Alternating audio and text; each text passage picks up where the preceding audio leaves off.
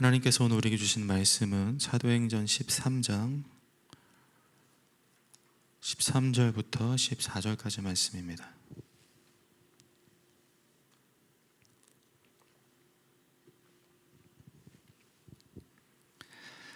사도행전 13장 13절 14절 말씀 우리 한 목소리로 함께 읽겠습니다. 바울과 및 동행하는 사람들이 바보에서 배 타고 요한은 그들에게서 떠나 예루살렘으로 돌아가고 그들은 버가에서 더 나아가 비시디아 안디옥에 이르러 안식일에 회당에 들어가 앉으니라. 아멘. 우리는 성경 속 인물들을 추적하며 그들이 신앙의 어려움을 어떻게 극복하는지를 배우고 있죠. 지난 시간 기도하다 손이 지쳐 내려간 모세, 그리고 로마 법정 공판에서 아무도 자기를 변론해 주지 않아 버림받았다라고 여기는 바울에 이어서 오늘은 마가입니다. 마가 하면 우리가 이제 마가복음이 생각나죠. 맞습니다. 그 마가는 마가복음의 저자입니다.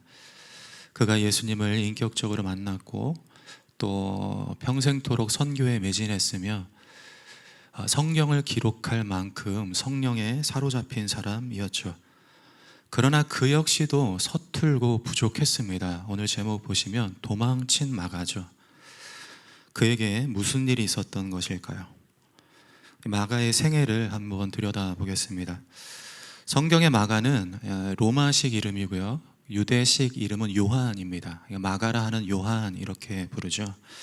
그는 예루살렘에 살았고 그의 집에 큰 다락방이 있었던 것은 마가가 부유했다는 것을 말해주죠. 예수님께서 마지막 최후의 만찬을 하신 장소이기도 하고, 또 마가라는 이름이 요한 사도행전 12장 12절에 처음 나오는데, 베드로가 옥에 갇혔을 때 성도들이 마가의 집에 모여서 기도를 하죠. 이 말은 초대교회, 처음 생긴 교회가 마가의 집에서 세워졌다는 것을 의미합니다. 마가의 어머니는 예수님과 또 제자들을 물신양면 도왔던 사람인 것 같습니다. 이런 그 신앙적인 배경 안에서 마가가 청소년기, 청년기를 보내게 됩니다. 그러다가 이제 마가의 외삼촌인 바나바가 안디옥 교회에서 이제 마가를 부르죠. 같이 올라가긴 했는데, 안디옥 교회는 그 선교의 요충지였습니다. 이방인들 중심으로 최초에 생겨진 교회인데, 예루살렘과 유럽 지역을 잇는 아주 중요한 디딤돌 역할을 하는 교회였죠.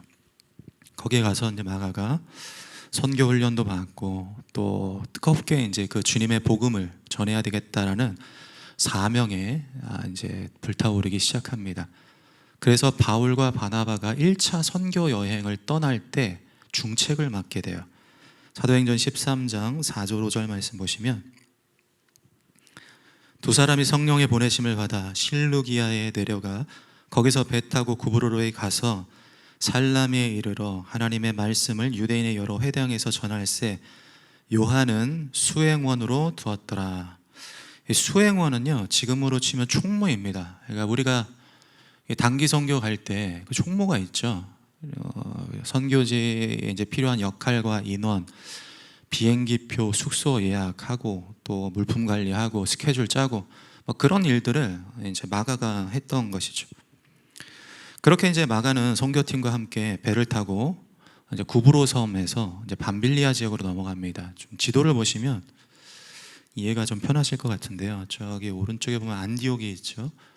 저기서 출발을 해서 구브로 섬을 거쳐서 밤빌리아, 버가 이 지역으로 이제 가게 되는 것이죠.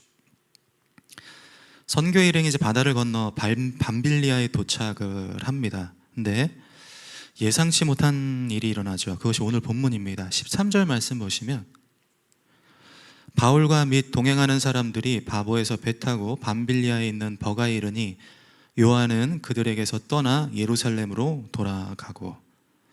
그러니까 마가가 선교하다 말고 배 타고 돌아간 거예요. 마치 이런 경우죠.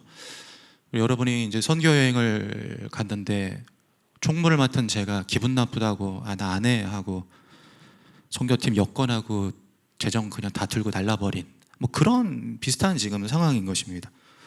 마가는요, 개념이 없고요, 무책임합니다. 불타올랐던 막 그 선교에 대한 사명이 얼마 못 가서 식어버렸죠. 이런 바가의 심적 상태를 13절에 보면 예루살렘으로 간다고 되어 있죠. 마가는요, 선교 훈련 받았던 안디옥 교회로 안 가고요, 엄마가 있는 집으로 가버린 거예요. 그러니까 심적으로, 신앙적으로, 영적으로 굉장히 실족한 상태라고 할 수 있습니다. 그렇게 마가는 도망쳐 버리죠. 사람은 누구나 현실로부터 달아나고 싶을 때가 있습니다. 그것이 어떤 책임일 수도 있죠. 뭐 우리 아버지들 직장 다니면서 직장 때려쳐야지 뭐 한마디씩 하죠.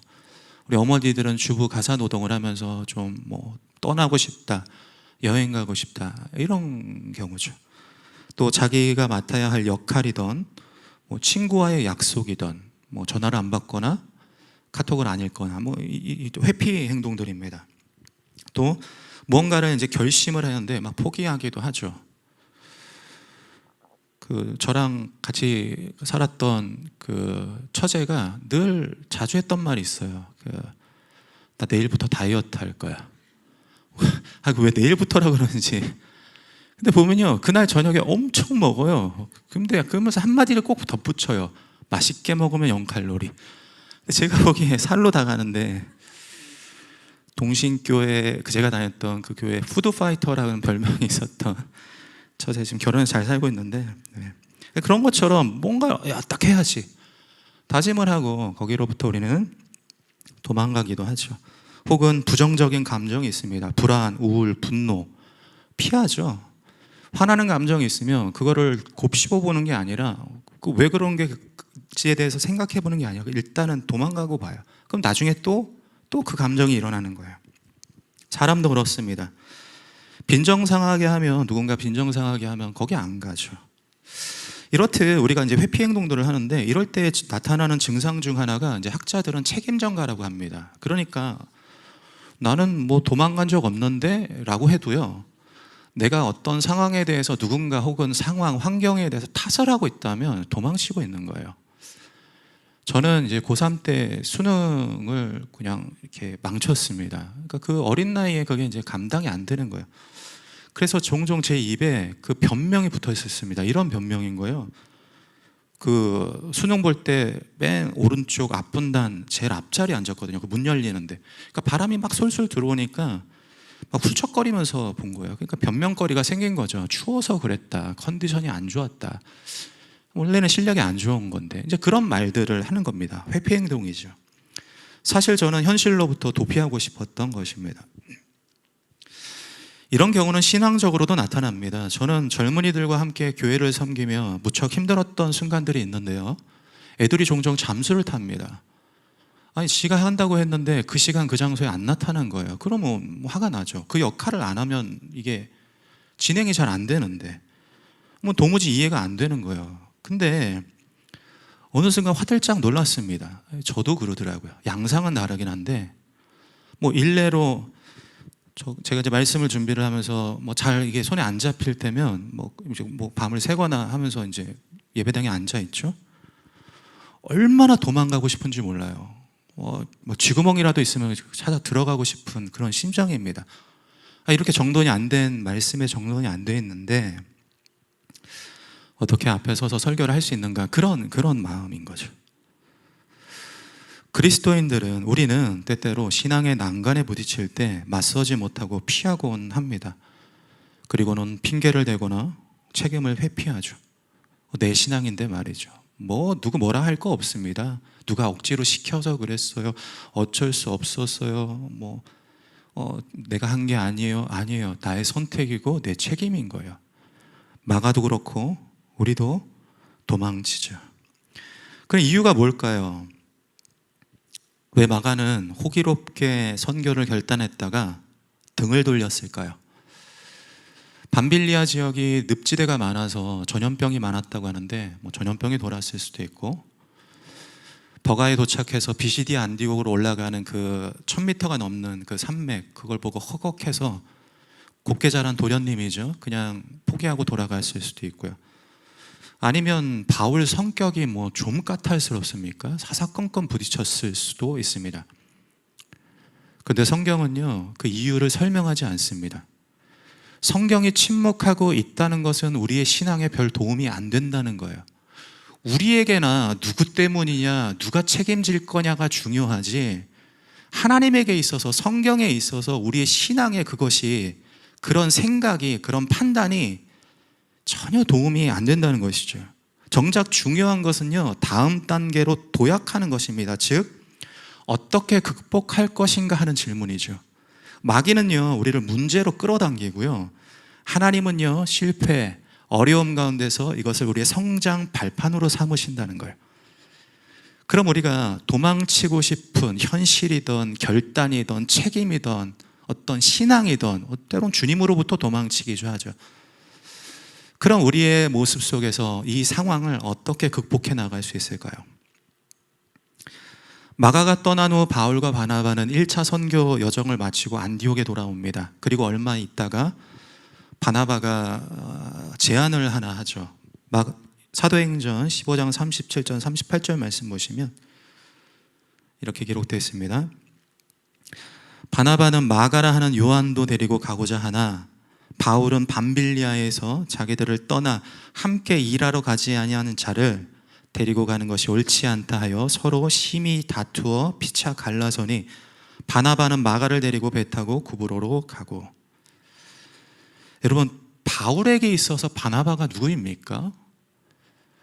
바울은요, 교회를 핍박했던 사람이에요. 예수 믿는다 그러면은 잡아다 그냥 두들겨 때리고 막 그랬던 사람입니다. 그가 아무리 회심을 해도요, 믿는 사람들이 다 도망치죠. 그때 손을 두고 나선 사람이 바나바예요. 내가 보증할게. 정말 예수 믿는 사람 맞아. 그리고 바나바가 바울을 데리고 안디옥까지 데리고 가죠. 생명의 은인과 같은 사람입니다. 근데 그 둘이요, 심하게 감정적으로 격하게 싸워서 갈라서 버립니다. 무엇 때문입니까? 마가가 도망쳤기 때문이죠. 그렇게 바울은 자기 선교 가고요, 바나바와 이 마가는 구브로 섬으로 해서 선교지를 다른 방향으로 떠나게 됩니다.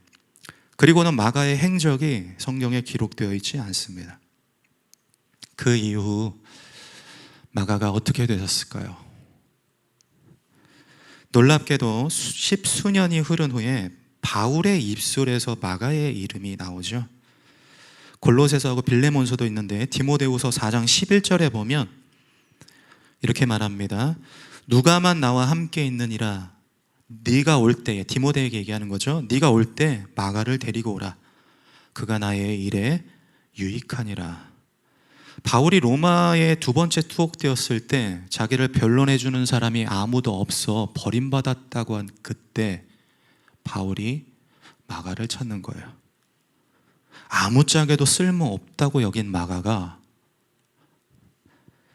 바울에게 있어서, 바울의 선교에 있어서 꼭 필요한 동역자가 된 것이죠.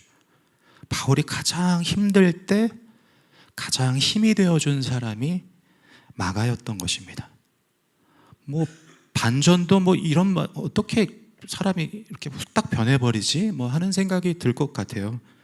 어리석고 무정하고 개념 없고 무책임하고 지멋대로인 마가가 완전히 바뀌어서 바울이 내가 꼭 필요하니 그를 데리고 와서 나의 선교 사역을 돕게 하라고 이야기하죠.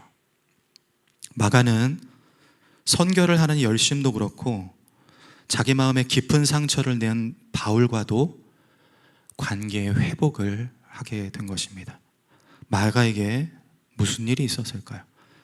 사실 그 중간 과정의 내용은 뭐 모릅니다. 성경에 나와 있지 않아요. 그런데 우리의 손에 마가의 마음이 담겨진 책이 있죠. 그것이 마가복음이에요. 성경을 기록할 때 뭐 어떤 분들은 좀 어려운 말로 축자 영감설이라 그러는데, 하나님이 저자한테 너 내가 말해주는 대로 그대로 적어, 이렇게 기록하지 않았습니다. 하나님은요, 성령께서는 성경의 저자들의 상황, 배경, 처지, 언어, 형편, 교육, 환경, 문화, 생각, 사상, 신학 등을 반영을 해서 성경에 기록을 했어요. 그래서 마가복음을 보면요, 마가의 마음이, 신앙이 거기에 담겨져 있는 거예요. 이것은 우리에게 중요한 아주 좋은 단서가 됩니다. 마가가 어떻게 그 많은 역경 가운데서 신앙을 극복해내는지 마가복음 안에 암시를 하고 있기 때문이죠. 세 가지를 우리 함께 좀 짚어보겠습니다. 첫째, 마가는 자기 실패를 인정합니다. 마가복음에 보면 다른 복음서에 없는 아주 독특한 구절이 있어요. 마가복음 14장 50절부터 52절까지 말씀인데 우리 한 목소리로 함께 읽어보겠습니다. 시작.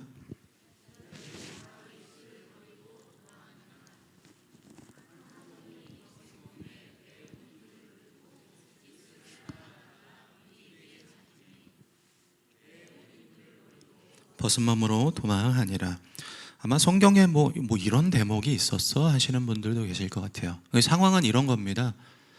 집에서 빨개 벗고 자고, 그 혼이불을, 겉옷과 같은 혼이불을 덮고 자고 있는데 예수님이 붙잡혔다는 긴급한 소식을 듣고 옷도 못 입고 그냥 그 자체로 그냥 뛴 거예요, 예수님한테. 그렇게 주님을 따라가다가 발각되어 버리니까 제자들도 도망쳐 버렸고 이 청년도 옷을, 이 혼이불을 벗어 던지고 알몸으로 도망을 친 거예요. 이 이야기를 하고 있죠. 여기 나와 있는 이 청년은 누구일까요? 우리가 몇 가지 사실을 통해 우리가 발견해 볼 수 있는데, 첫째, 벌거벗고 자고 있었다는 것은 예루살렘에 집이 있었다는 겁니다. 둘째, 혼이불은요 최고급 세마포예요. 부유한 사람입니다. 셋째, 이 청년이 마가복음 14장에 보면은 제자들이 도망치고 청년도 도망쳤다라고 이야기하는 것은 자기를 제자들과 관계시키고 있는 거예요. 제자들과 친밀했다는 것입니다. 그리고 네 번째, 이 상황이 예수님께서 붙잡히시고 사람들이 흩어지는 상황에서 누가 이 이불을 덮고 따라가다가 벗고 도망쳤는지, 그것도 마가복음을 기록할 이 30년 전, 30여 년 전 사건을 기억하는 사람이 있을 수가 없어요. 즉 뭘 얘기하냐면 이 청년은 마가입니다. 벌거숭이처럼 도망친 청년이 마가라는 거예요. 이 마가가 이제 한두 번이 아니라는 거죠. 시도 때도 없이 막 도망쳤을 것 같아요. 그럼 마가가 이런 왜 부끄러운 과거를 밝히고 있을까요? 이렇게 얘기하는 겁니다. 자신은 실수 많은 사람이라고 인정을 하는 거죠. 내가 부족하다고, 내가 연약하다고, 내가 이리 어리석은 사람이라고 고백을 하는 것입니다. 신앙의 회복은 나의 잘못과 실패, 스스로의 연약함을 회피하지 않고 마주하며 내가 그런 사람이구나 라고 받아들이는 데서부터 시작이 됩니다. 존 오트버그 목사님이 쓴 삶을 바로잡을 용기에 보면 이 현대 그리스도인들을 위로하며 자신의 경험담을 풀어놓습니다. 이 목사님이 이제 목회 초기에 있었던 이 일화를 들려주는데, 설교를 하다가 기절을 해버린 거예요. 저는 상상조차 되지 않는데 난리가 났겠죠. 성도님들도 그렇고 예배도 진행이 안 됐을 거예요. 이 목사님이 왜 그럴까 고민을 해보다 신경 써서 그런가 보다 하고, 그러고 나서 또 설교를 하는데 또 쓰러진 거, 그냥 정신이. 목사님이 이제 너무 수치스럽고 이제 창피해가지고 상담을 받다가 특단의 조치를 취합니다. 이제 의자를 하나 갖다 놓고 쓰러질 것 같으면 앉아서 설교를 해야 되겠다, 이렇게 이제 결단을 한 거죠. 목사님은 당시 상황을 회고하며 그 책에 이런 내용을 적었습니다. 제가 읽어드리면, 40년이 지난 지금 돌아보면 기절했던 것은 내 삶처럼 설교도 내가 완벽히 통제할 수 없음을 깨닫게 하시려는 하나님의 개입이 아니었나 하는 생각이 든다. 그것은 내 약함을 인정하기 위한 싸움이었고 그 싸움은 지금까지도 계속되고 있다. 40년을 목회하신 목사님이 지금도 자기의 약함하고 싸우고 있대요. 그래서 존 오트버그 목사님은 책에서 신앙의 회복을 위해 가장 먼저 해야 할 1단계를 이렇게 설명합니다. 내 약함과 수치를 고백하기.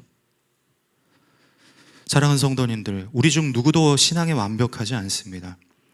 우리 모두 다 결점이 있어요. 때때로 우리는 믿음으로부터 이탈하곤 하죠. 목회자도 그렇죠. 그게 우리입니다. 그게 우리의 본 모습인 거예요.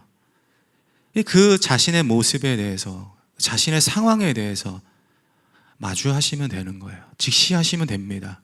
상황, 처지, 형편, 관계, 안 좋은 감정들 마주해야 되는 거예요. 그리고 그곳에서 우리는 하나님께 기도하며 고백하는 것이죠. 하나님, 겉보기와 달리 저는 괜찮지 않습니다. 실패가 신앙의 성장의 기회가 되는 것은 내 연약함을 그대로 받아들이고 고백하는 데서부터 시작합니다. 둘째, 마가는 진정 예수님을 만납니다. 우리는 복음서를 4개 가지고 있죠. 마태복음, 마가복음, 누가복음, 요한복음입니다. 이 복음서마다 저자가 주님에 대해서 보는 관점들이 다 달라요. 마태는 유대인 공동체에 복음서를 기록했기 때문에 구약에 나와 있는 그 메시아가 예수님이야 이렇게 강조하고 있고요. 누가는 이방인이죠, 유일하게. 그래서 이방인으로서 당하는 배척과 서름을 너무 잘 알아요. 누가복음에 보면 소외된 자들, 연약한 자들, 과부, 고아, 어린아이들에 대한 예수님의 마음이 많이 담겨 있습니다. 요한복음은 예수님의 삶을 영적인 층위에서 밝혀주고 있죠. 마가복음은 어떤 예수님에 대해서 강조하고 있냐? 고난받는 종입니다. 예수님께서 십자가로 우리에게 찾아오셨다는 거예요. 그래서 마가복음 전체를 보면요, 1장부터 16장까지 있는데 8장, 9장, 10장에 예수님의 죽음 예고가 하나씩 다 나옵니다. 그리고 11장부터 16장까지는 예수님의 죽음과 부활에 초점을 맞추고 있죠. 이런 강조점이 마가복음 10장 45절에 적혀 있습니다. 마가복음 10장 45절에 보면 인자가 온 것은 섬김을 받으려 함이 아니라 도리어 섬기려 하고 자기 목숨을 많은 사람의 대속물로 주려 함이니라. 여기 보면 인자가 왔다라고 되어 있죠. 섬김을 받으려 함이 아니라 우리를 섬겨주시려, 자기 목숨을 많은 사람의 대속물로 십자가에 내어주시기 위하여 우리에게 찾아오셨다라고 이야기하는 거예요. 이는요, 마가가 어떻게 예수님의 위로와 은혜를 경험했는지 대변해 줍니다.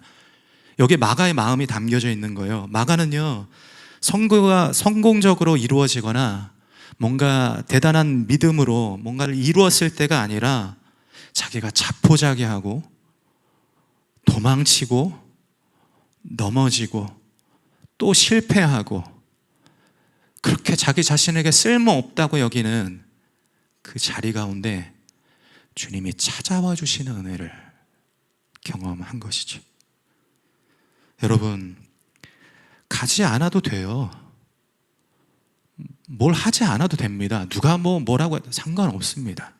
애쓰지 않아도 돼요. 그냥 거기 머물러 있어도 됩니다. 힘들면 그렇게 하십시오. 여러분이 어디 저 구석에 꽁꽁 숨어 있어도요, 주님이 가실 거예요. 주님이 찾아가실 거예요. 그리고 주님께서 은혜로 여러분을 어루만져 주실 것입니다. 여러분이 얼마나 귀하고 여러분이 얼마나 사랑스러운지, 여러분이 얼마나 아까운지 아끼시는지를 깨닫고 감격하게 하실 거예요. 그 은혜면 충분하다는 것입니다. 그러면 일어설 수 있어요. 내가 막 뭘 한다고 되는 게 아니고요, 주님이 십자가로 찾아오셔서 그 은혜를 부어주실 때 거기서 일어나는 거예요. 거기서 주님이 하게 하시는 거예요.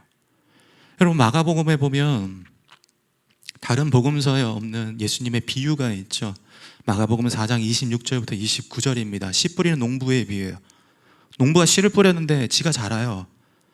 싹이 나고 이삭이 돋고 결실까지 그냥 합니다. 농부가 몰라요. 마가가 이 말씀, 주님의 말씀을 듣고 여기 기록하면서 뭘 투영하고 있습니까? 자기가 삶을 살아보니까 자기가 하는 게 아니라는 거예요.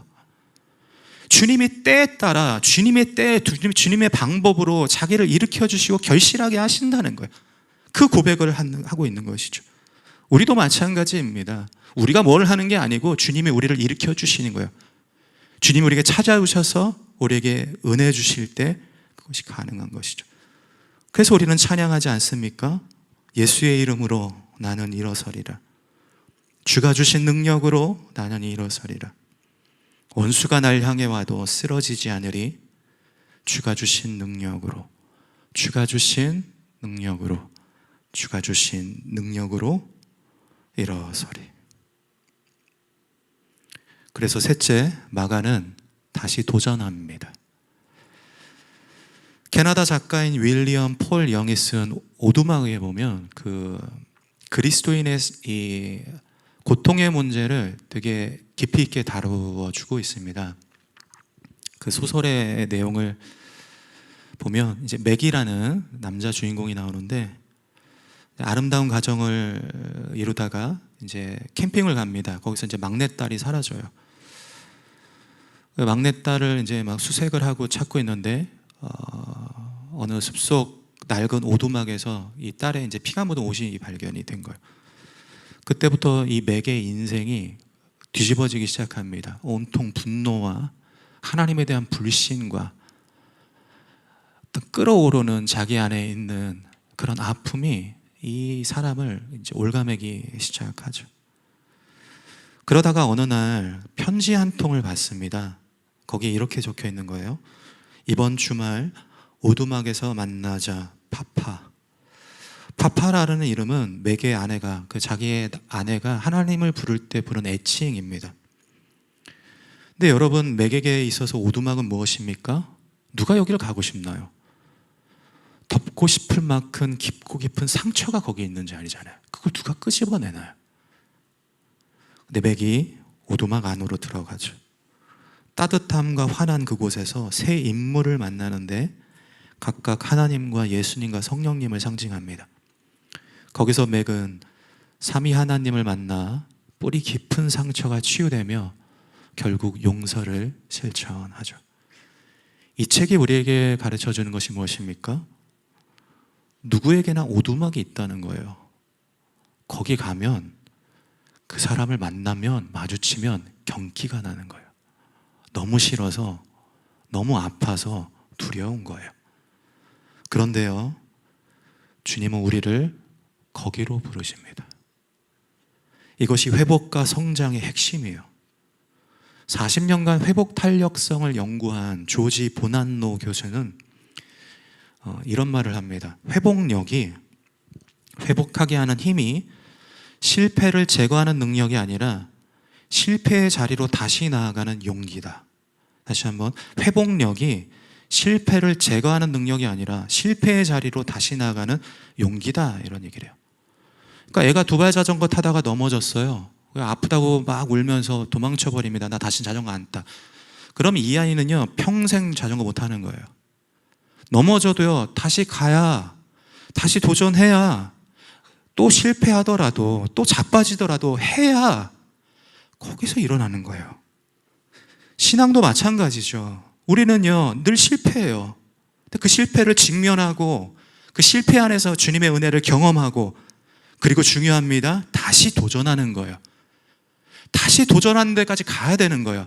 하나님이 나 은혜 주셨으니, 내 마음에 감동이 있으니 It's okay, 나 이거로 충분하다, 그거 아니고요, 그 은혜를 주심으로 인하여서 주님께서 자리로 나아가게 하시는 거죠. 마가는요, 밤빌리아에서 크게 실족하고 집으로 도망쳤습니다. 아마 선교의 선자만 꺼내도 막 치를 떨었을 거예요. 그만큼 마음이 낙담이 된 거예요.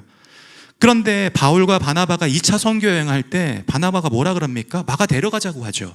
무슨 말이냐면 마가가 안디옥 교회에 있었다는 거예요. 선교의 요충지에 가 있었다, 거기에 발을 들이고 있는 거예요.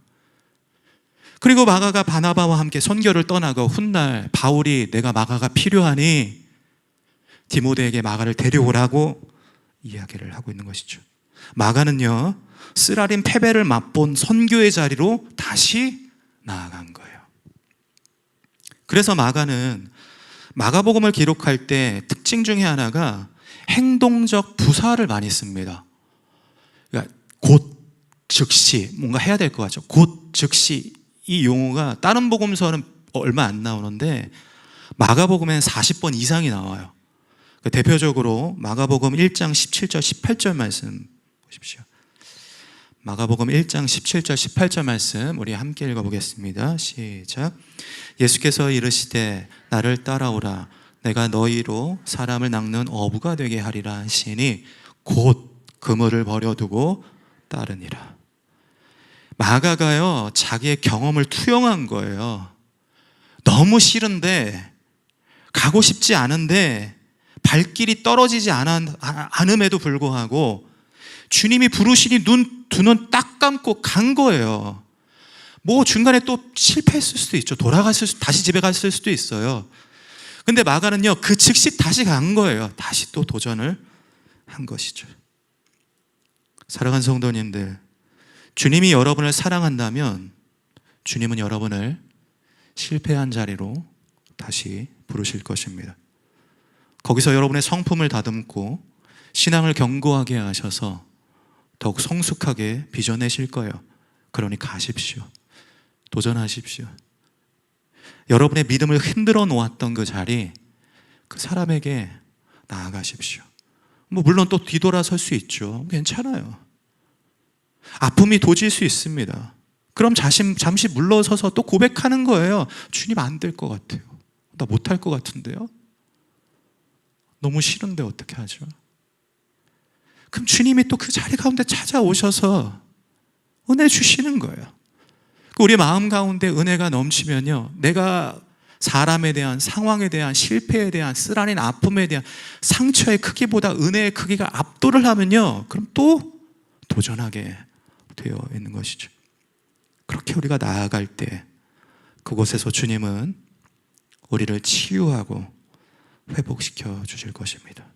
그리고 결국 하나님은 도망친 마가가 사명자가 되게 하신 것처럼 하나님은 저와 여러분을 하나님의 빛나는 사명자로 세우실 것입니다.